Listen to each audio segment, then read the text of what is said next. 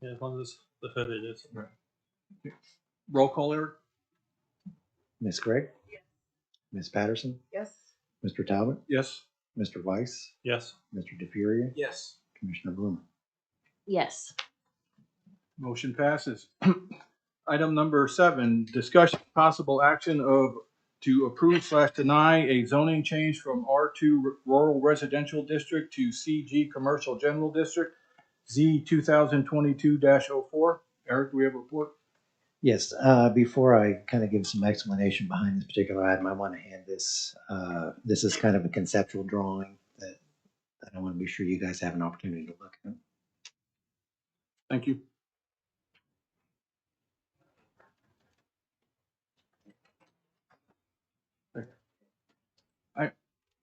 Can I get a motion to receive? I'll move to receive. Roll call. Ms. Gregg? Yes. Ms. Patterson? Mr. Talbot? Yes. Mr. Weiss? Yes. Mr. DeFuria? Yes. Commissioner Bloomer? So what you have in front of you today is a request. It's a piece of property that's currently zoned R2, which is rural residential, and they want to rezone the property to CG, which is urban general commercial and office. That is the most intensive commercial zoning that we have in our regulation. As you can see there in the picture in front of you, the concept is to have a bank, some personal storage, and I think it was 18,000 square feet of retail space, if I remember correctly. 23,000? 28. Oh, 28. Okay, sorry, 28,000. So in this picture here, this is the immediate area around the commercial corners. You can see the majority of that is R2. You will see directly to the west, there is a elementary school. It's Rose Union Elementary. It's part of the Deer Creek school system. To the east, you have the Bellagio subdivision. Now, the Bellagio subdivision and the property that surrounds that even further to the south and east that's off this picture are part of the PUD. There are commercial components that are part of that PUD, so I want to point that out. I also have another picture here. We did get quite a bit of protest, and so I do have a copy of those letters. I sent the majority of those. We have got some new ones in, so I want to hand out these letters while I'm going over this information so you can have a look at the new one. Gretchen, do we have to make a motion? Have a motion to accept the new protest letters? Or receive the new protest letters? Make a motion. Second. Roll call, Eric? Ms. Gregg? Yes. Ms. Patterson? Mr. Talbot? Yes. Mr. Weiss? Yes. Mr. DeFuria? Yes. Commissioner Bloomer? Yes. So as you're going through those letters there, we've highlighted some of the parcels there directly in the area that make up part of that protest.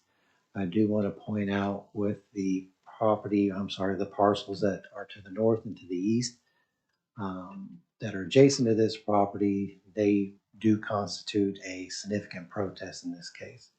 So it doesn't affect your decision, but it will affect the Board of County Commissioners when it comes to their decision. They'll have to be unanimous in whatever decision they choose. The next slide that I have here, I wanted to give everybody an opportunity to just kind of see what's in the area as a whole. You know, the county for the most part obviously is zoned R2. That's the majority of the zoning that you see. Next, as far as what you'll see a lot of is residential. We have out there a lot of R1, which is kind of the grayer color. The red areas that you see there are commercial. We also have some PUDs that are on there as well. We also have some industrial. The majority of the commercial we have by far is along Portland itself. We do have some commercial at the corner of 178th and MacArthur. There is on both sides, well, actually all sides, there's some commercial. As far as building that you'll actually see out there, there's a decent amount compared to some other areas that are zone PUDs. A lot of those PUDs that have been done a long time ago do not have the commercial component actually in place. So if you're driving by, you wouldn't know.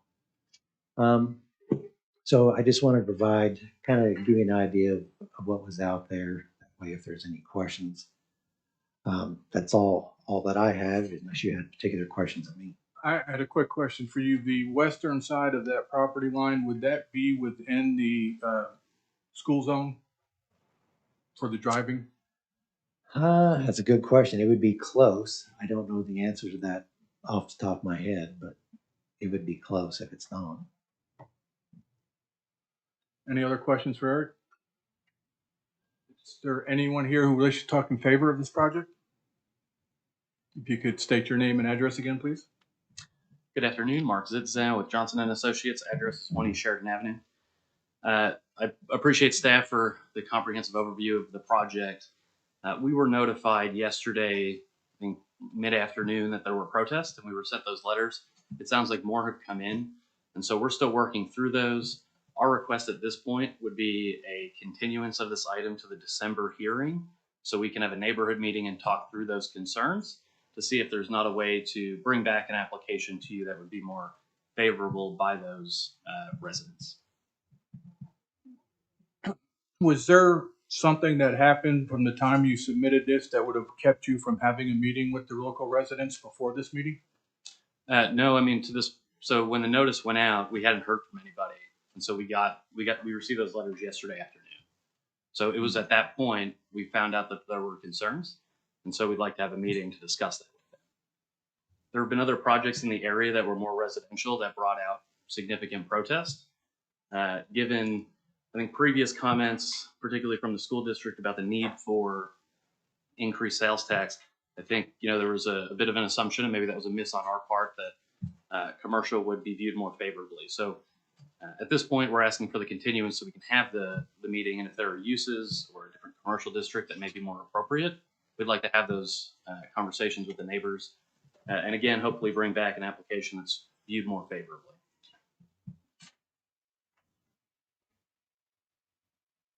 We have a copy of our continuance, or I thought that was in our folder. It's back here somewhere. Yeah. What the policy is for that? Yeah, Oh, it's yeah, in here it the is. I folder got it. there. I do just want to state in regards to these protest letters, he's correct in the fact that the letters that we had, we sent him we do the same thing just with you guys. So he is correct. He did not have everything, and we did contact them yesterday, and we did have a conversation with them. So You sent the packet to us last they week. also, right. They So- also get some of that. They did not have all. So But those the additional 14 pages that we got a protest that you they sent didn't. email to me. Yes, they do have that. But as you see, there were still some significant more protests that came in since then. Okay, so they knew about 14 pages of them, just not all of them. We did. No, so these are the documents that were sent to us. There were no protest letters in what we received. The protest letters we received were in an email yesterday. Okay. So he must have not gotten the protest letters itself. So we did have a conversation yesterday. So that's my error.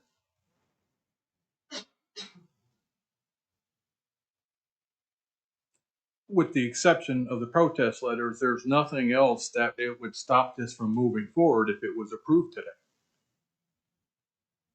It's not like in the past where we were waiting on reports of order, or we were waiting on other items that would have affected our decision.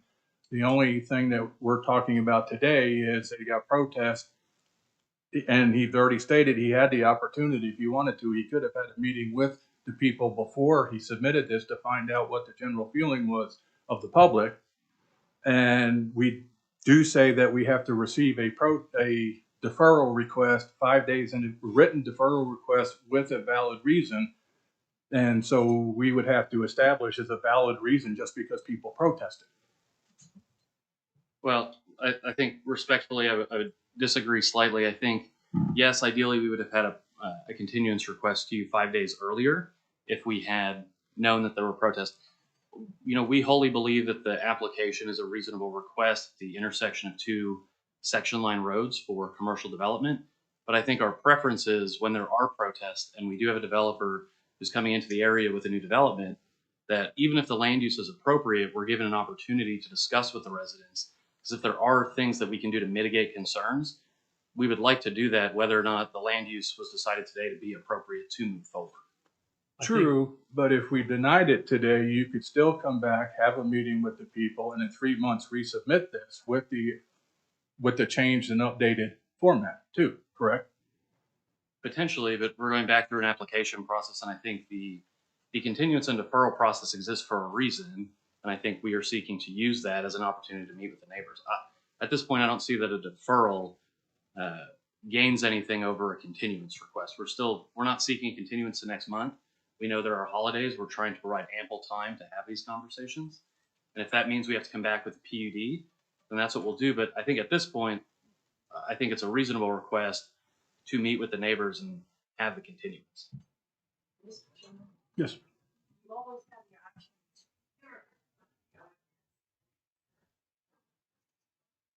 Okay. Sure. Okay. So with that stated, is there anything else you'd like to say? No, sir. Is there anybody here who would like to talk against this proposal? If we could get you to come up one at a time and please state your name and address for the record. Also, I could use a PowerPoint presentation. Is that too much, too over the top? Yeah. Yeah, Can I think so. provide you with copies of the PowerPoint that I can hand you? I can move that. That's up to you.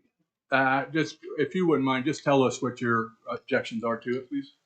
Well, I've got pages and pages. First of all, my name is Dr. Michael Majuli. I live at 4547 Northwest 220th. That is the property directly north. So I figured myself and my family to be the ones most affected by this. So I made a fairly extensive presentation about all the different ways this proposal violates the county master plan and all the zoning regulations. So how far in depth would you like me to go down into this? Did you not include that in your protest letter? If I remember protest seeing, letter, I thought was very thorough. yes, it was. No, that was good. It was very detailed and we read it. That's why we didn't know if you needed to regurgitate it again. So I would just like to point out that, part of the introduction of commercial land use, some of the goals they stated were to provide quality commercial or non-residential developments that serve the residents of the county. And what we have proposed for us is a bank, storage facilities, and retail spaces. But how does another bank serve the local community? If you just do a simple Google search, within 14 miles of us, there are 20 banks. I'm pretty sure all my neighbors have banks. Within 4 miles of us, there's Deer Creek Storage. They have plenty of storage facilities from 10 by 10, 10 by 35. I called this morning. They have plenty of storage space for free. If you go down to that corner that we talked about that was zoned for commercial, there's the Mayflower Market that was recently built. If you look at Mayflower Market today, half of it is still unfilled. They're building more. We don't need retail space anywhere around this area. So if you look at the section 3.3 of the county master plan regarding commercial land use, you'll see that we want to encourage commercial development that meets the county residents. As I've described, there's nothing in this proposal that meets the needs of the county residents. It talks about promote cluster type development. As you can see here, there's nothing clustered about this development. My job is a pathologist.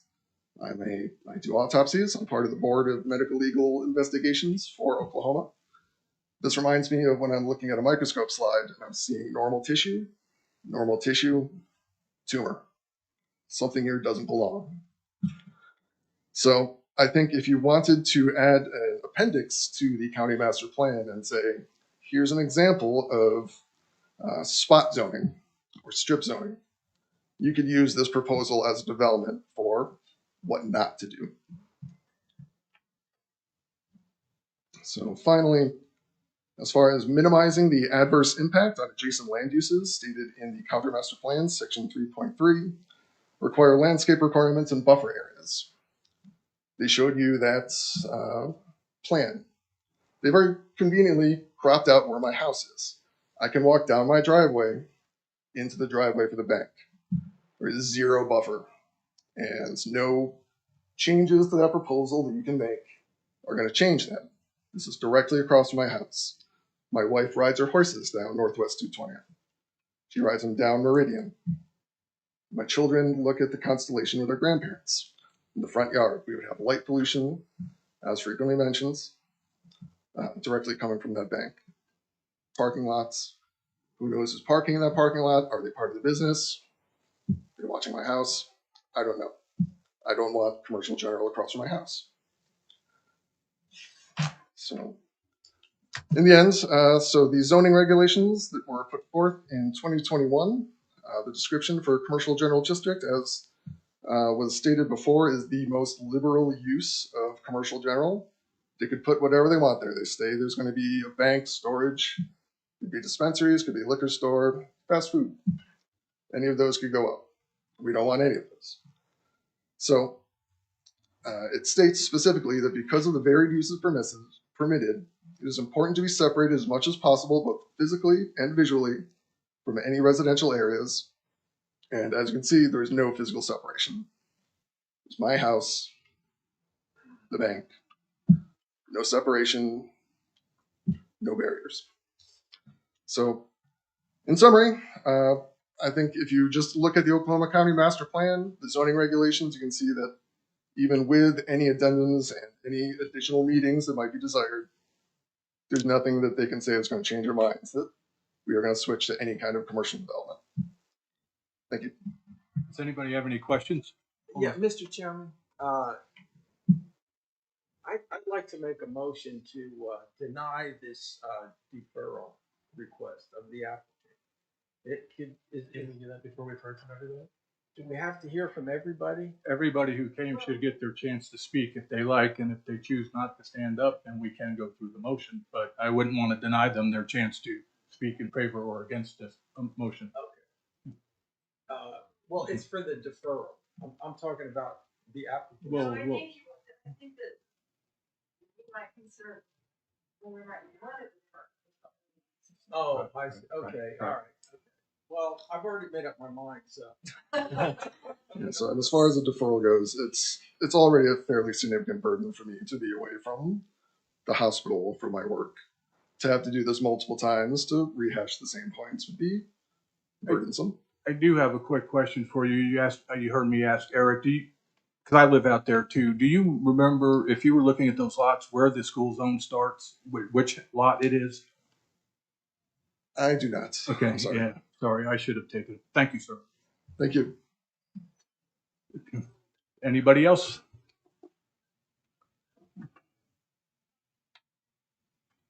If you could state your name and address, please. I'm James Clyburn. I live at 5009 Northwest 220th Street. I'm on the north side of 220th Street. The one area that's red, that's the 5-acre lot. So the school zone actually starts in between the 10-acre lot to the east of me, and then right a little bit before my property, headed west. So it'd be just after that, right? Yeah, it's almost, about right in there. Yeah. So really, Michael did a great job on his objection to this proposal here for the rezoning. And so really all I want to do is just kind of second what he said. We've been living in this area for 11 years now. We moved out there because we wanted to have more of a country lifestyle. And so bringing this into the area would actually, with the school already across from us, we have a lot of light pollution from the bus barn that was put in behind the school. So now adding this to the beginning of the street there at Northwest 20th, that corner, we get a lot of traffic already weekdays for the school, mornings and afternoons. This would potentially add more traffic to the area at all hours, not just when school's starting and ending. So that's a concern for us. And that road is only a 2-lane road.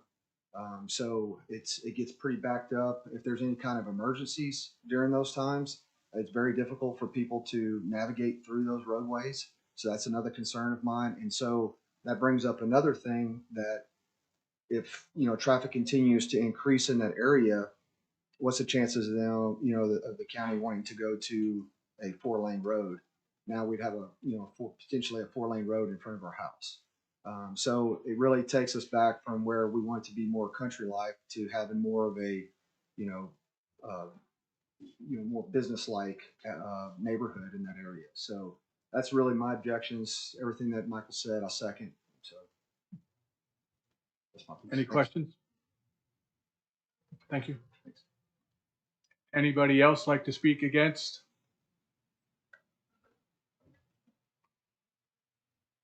If you would mind stating your name and address, please. Leslie Mendenhall, 4911 Northwest 220th Street. I also I'm in the 10-acre plot right there. And I second what Mike said.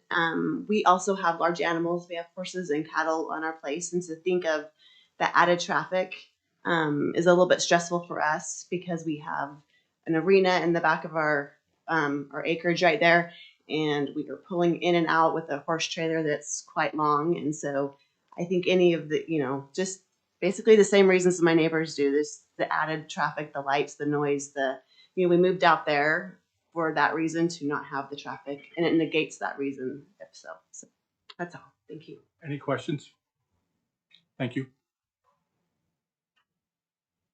Anybody else? Yes, sir. Again, name and address, please. My name's Gary Harris. I'm here with my wife, Nita. We live at 5161 Northwest 220th. It'll be the far red rectangle in that subdivision there.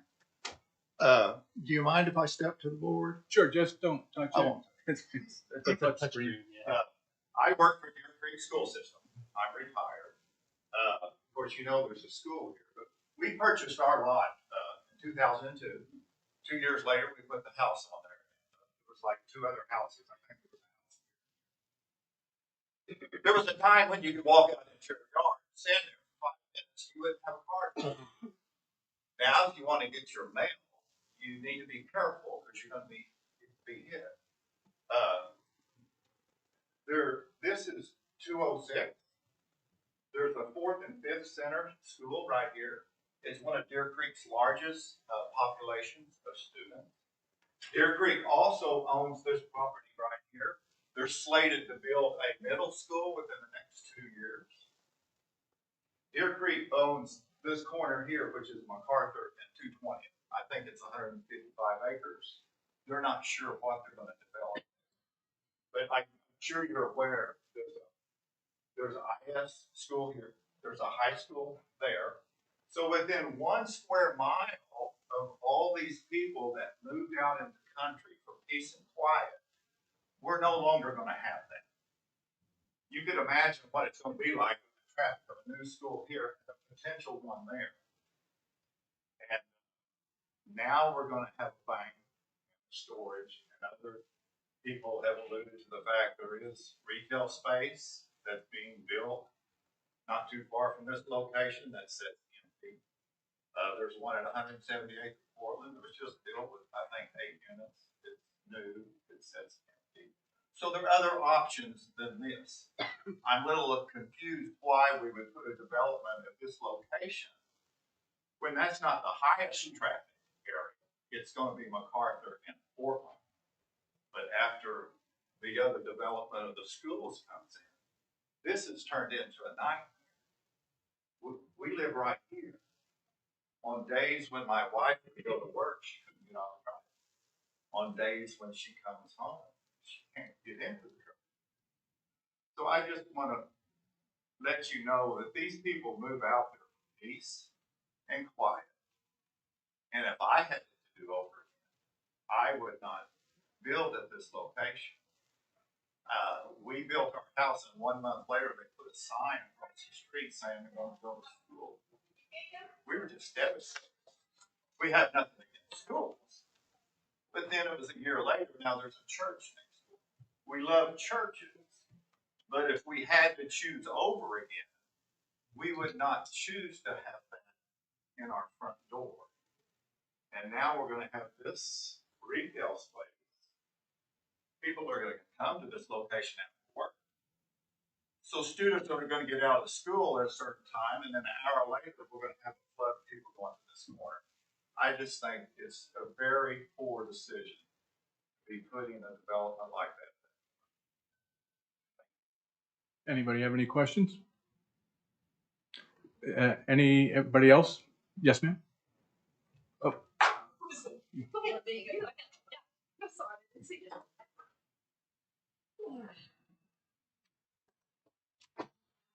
It's Juju Wang, and well, I live in 129 Northwest 220. hey, Eric, could you lower the microphone for her?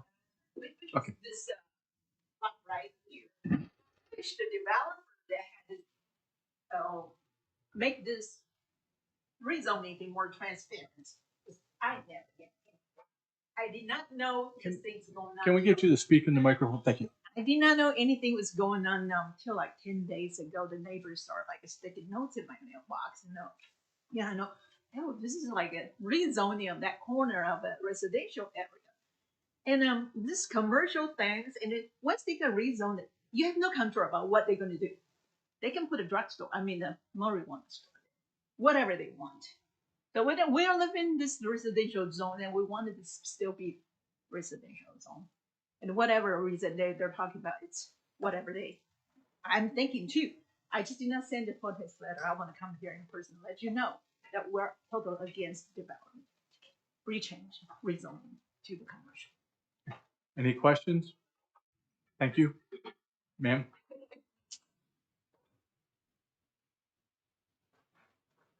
Name and address, please. A little bit taller. Okay.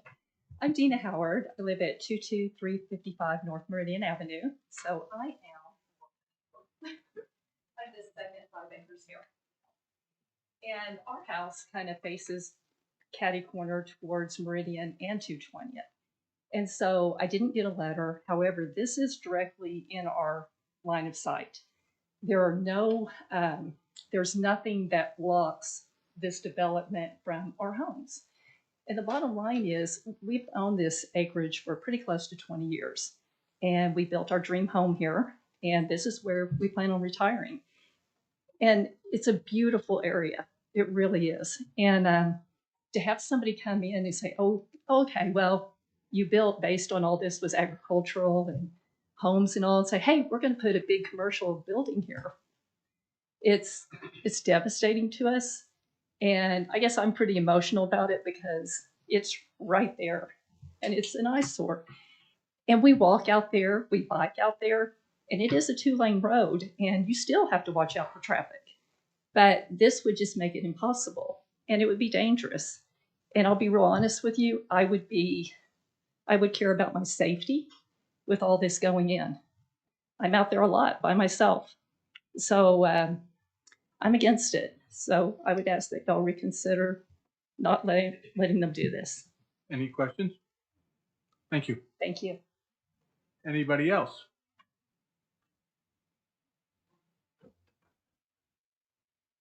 Okay, hearing none. Gretchen, I have a question. So with the deferral request,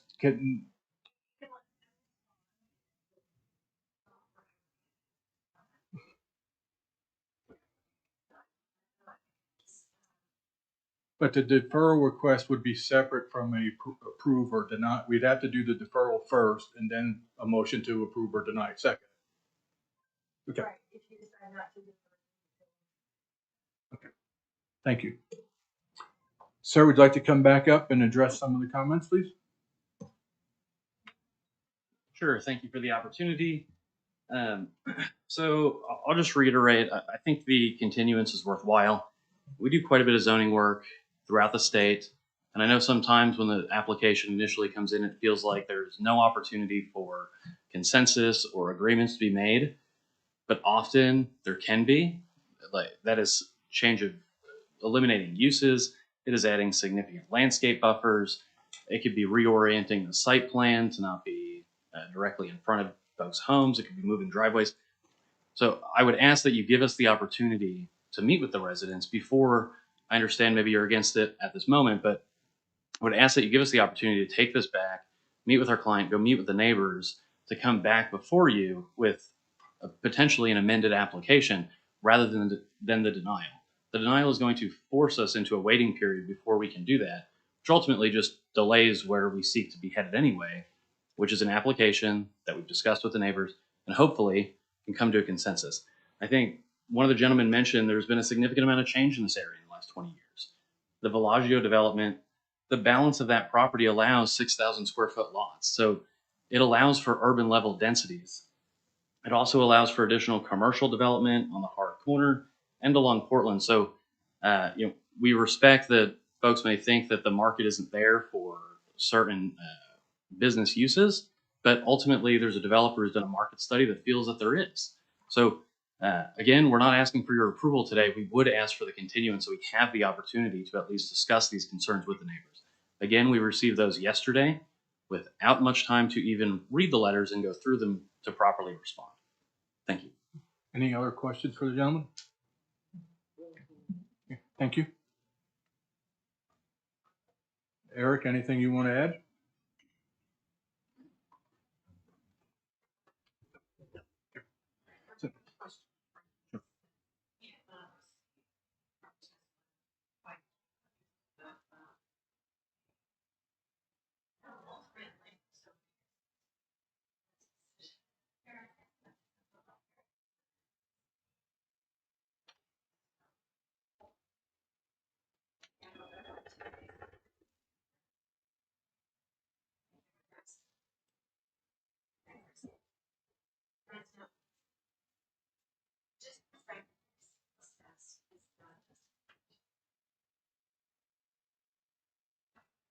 Okay. Any other questions for Gretchen? With that said, we have a motion from the applicant to request a deferral. Do I hear a motion? I move to deny the deferral. Second. Roll call, Eric? Ms. Craig? Yes. Ms. Patterson? Mr. Talbot? Yes. Mr. Weiss? Yes. Mr. DeFuria? Yes. Commissioner Bloomer? I just want to be clear, we're moving to deny the request for deferral. Correct. Okay. No.